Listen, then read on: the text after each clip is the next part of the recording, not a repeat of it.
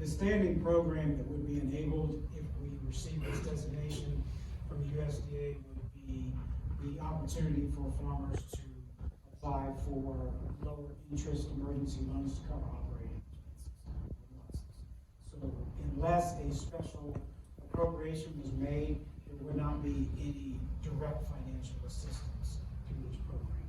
That's not to say it couldn't happen, but the standing program would be this low interest loan opportunity.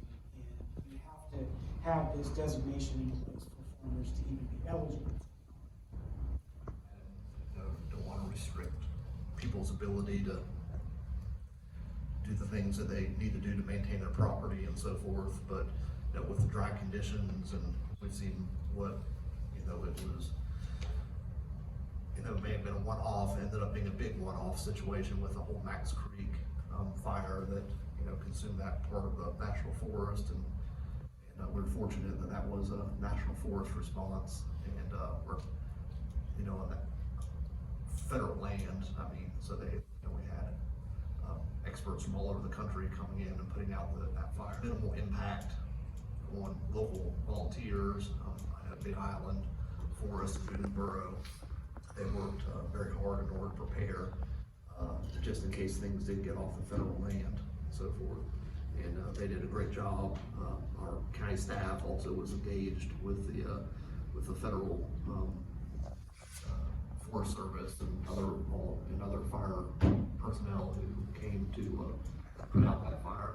But going back to the burn ban, it expires. We put a 30-day fuse on that, so that ends up being December 8th. I think with smoke still smoldering, with the Max Creek fire, and with the windy conditions that are still going on, and there is some chance of rain this weekend, then the thought, at least currently, is continued with that burn ban through the December 8th time period. We can reassess it next week, depending on what type of rain may or may not occur this weekend, and we'll just have to see what happens from then. I know some counties have already lifted their burn ban, but of course they didn't have an 11,000 acre wildfire either. So we might be a little bit more sensitive. I will say, just for the public record, that it is still a dry condition. It is taxing on our volunteer system. Fire Department 911 and Kent Roby was able to get these figures for me this evening. Since the burn ban was enacted, our volunteer fire system has responded to 192 brush fires of various scope and size. That's even just since the burn ban was enacted. So those are situations where volunteers are going out, addressing the property owners, and you can't do this, and helping them put out the fire.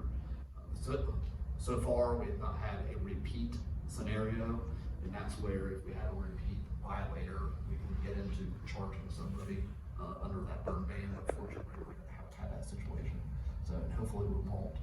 But anyways, it's still a difficult situation. We just adopted a drought declaration for our agribusiness and agricultural businesses that have been affected by drought conditions. So still just plead with the public to be careful with what they're doing and adhere to this ban, at least until things get better.